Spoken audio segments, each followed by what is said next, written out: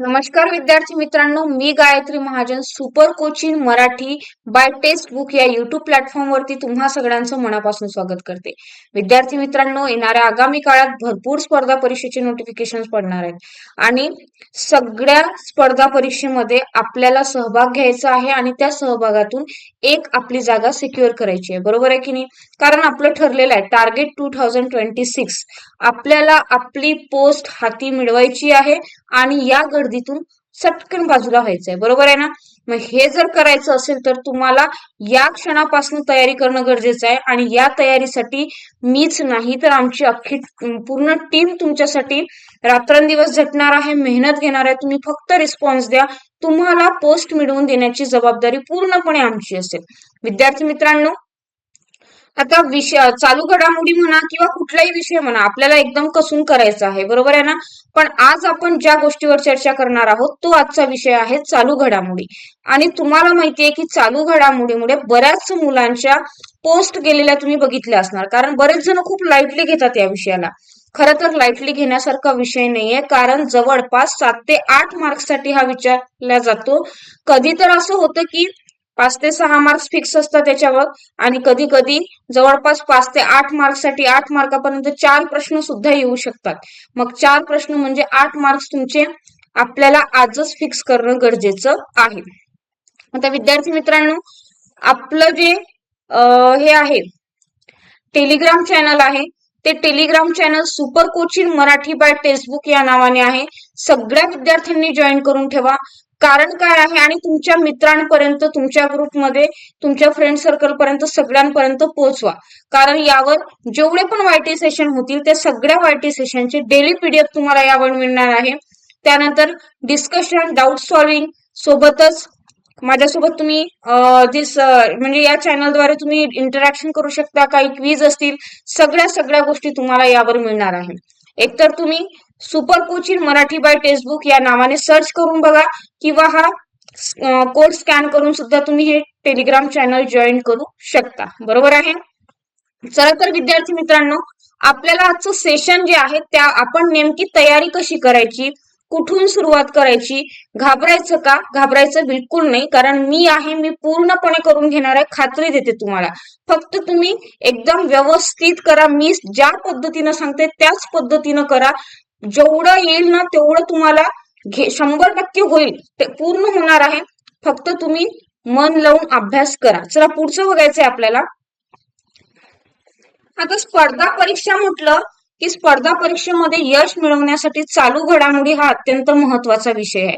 आणि जर तुम्ही मागची तलाठी भरती जर बघितली असेल किंवा कुठल्याही मागच्या एक्झाम तुम्ही बघितल्या आणि त्याचे जर तुम्ही PYQ बघितले तर त्यामध्ये तुम्हाला भरपूर प्रश्न चालू घडामोडीवरचे दिसतील. आणि चालू घडामोडीचा जो विषय आहे तो विषय एवढा जास्त व्यापक आहे की तुम्हाला बेसिक लेवल पासून तर आंतरराष्ट्रीय लेवल पर्यंत विचारलं जाऊ शकतं. मग यामध्ये होतं काय, यामध्ये नेमकं होतं असं की आपल्याला अरे बापरे, आंतरराष्ट्रीय लेवल पर्यंतच? आम्हाला तर आमच्या गावातलं माहिती राहत नाही, आम्हाला तर आमच्या सिटी मधल्या बऱ्याच गोष्टी माहिती राहत नाही, ह्या कशा लक्षात ठेवायच्या? बरोबर आहे ना? एवढा मोठा प्रश्न आपल्या समोर असतो. तर ते सगळं करण्यासाठी आपल्याला काय करायचं आहे तेच आपण बघणार आहोत. बरोबर आहे ना? आता बघा रे, नेमका कसा करावा अभ्यास? विषय तर महत्वाचा आहे, विषय अत्यंत कळीचा आहे, सोडून जमणार नाहीये. कारण प्रश्न 8 मार्क्सचा आहे, जवळपास 7 ते 8 मार्क्सचा प्रश्न आहे. आणि जर 4 प्रश्न विचारले तर तुमचे 8 मार्क्स आहे, 3 प्रश्न असले तर 6 मार्क्स आहे.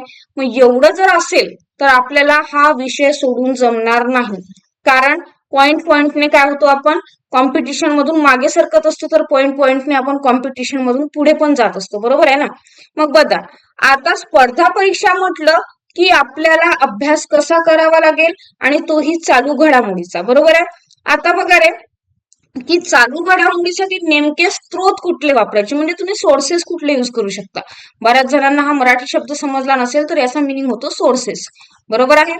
आता तुम्ही सोर्सेस कुठले वापरणार आहात, तर विद्यार्थी मित्रांनो, आपल्याला 2 सोर्सेस खूप जास्त महत्वाचे आहे. तसं तर मी 3 सोर्सेस म्हणणार आहे. बरोबर? एक वर्तमानपत्र, दुसरं न्यूज चॅनल आणि तिसरं म्हणजे माझं युट्यूबचं रोजचं सेशन. ठीक आहे? तुम्हाला यामध्ये तिसरा पॉइंट ऍड करायचा आहे, वायटी सेशन. ते पण कोणते?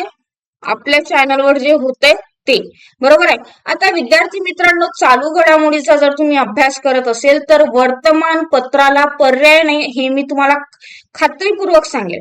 आता बरेच जण म्हणतील मॅडम मार्केटमध्ये रेडीमेड बुक अवेलेबल असतात, त्या नाही जमणार का? जमतील ना, का नाही? पण बघा त्या बुक मध्ये पण कसं असते की काही प्रिंटिंग मिस्टेक होतात, बरोबर.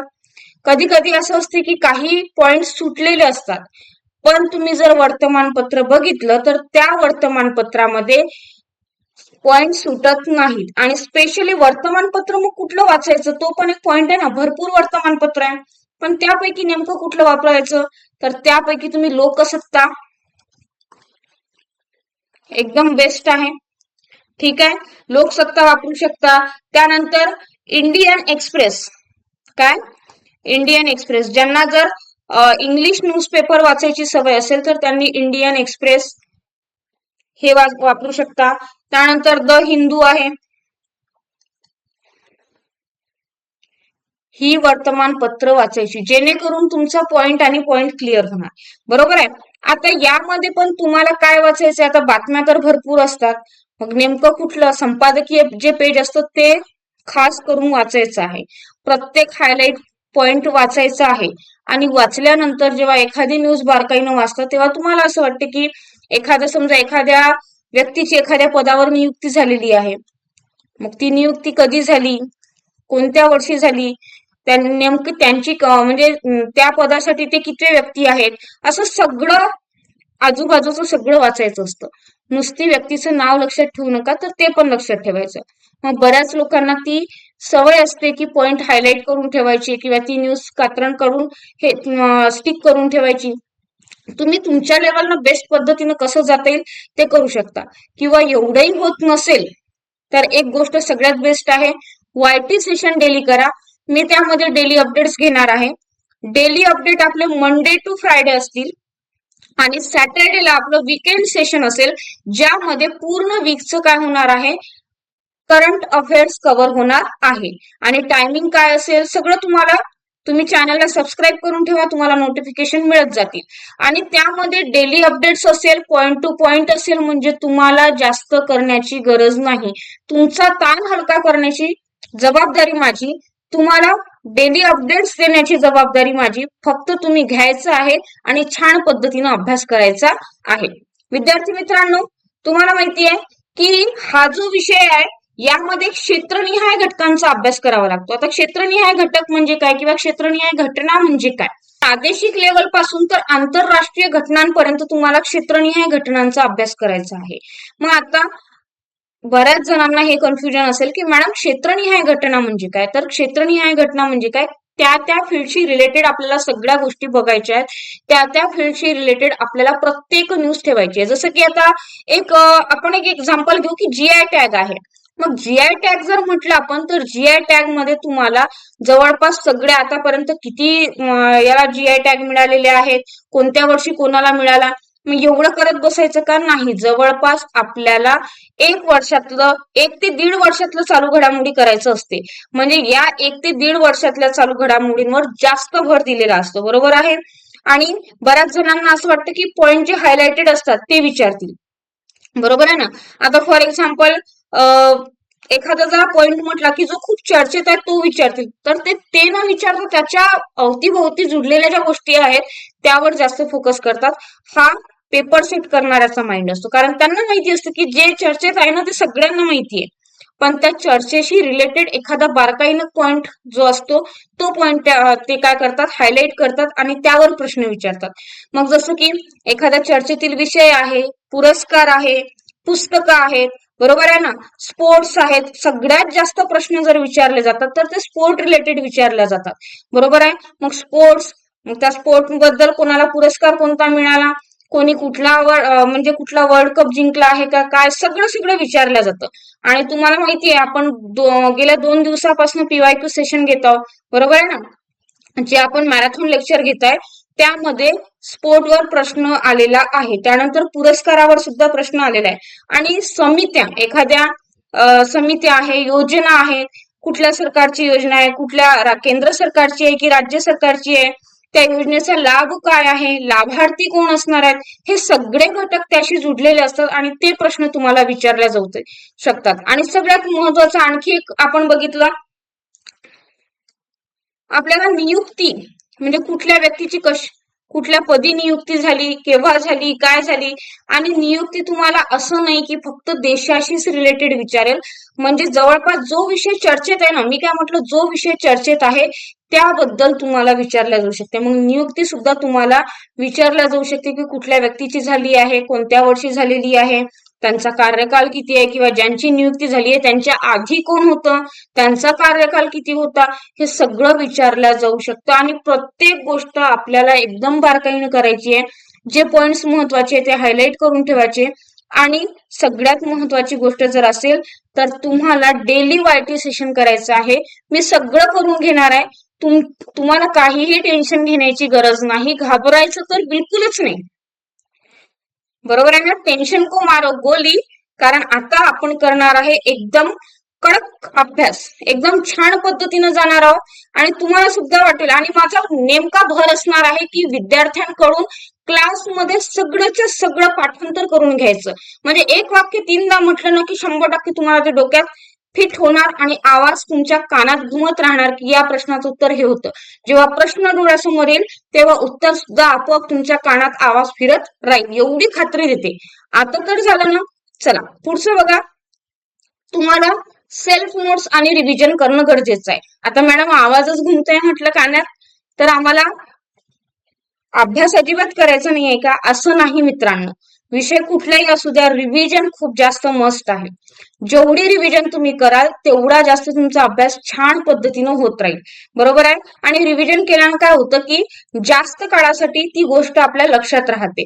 मग सेल्फ नोट्स काढत चला, रिव्हिजन करत चला. आणि तुम्हाला सेल्फ नोट्स काढण्याची पण गरज नाहीये, कारण मी सांगितलेल्या टेलिग्राम चॅनलवरती सगळे पीडीएफ अगदी जसेच्या तसे मिळणार आहे वायटी सेशनचे. बरोबर आहे ना? मग त्याच नोट्स तुम्ही रीड आउट करू शकता, त्याच नोट्सवर तुम्ही रिव्हिजन करू शकता.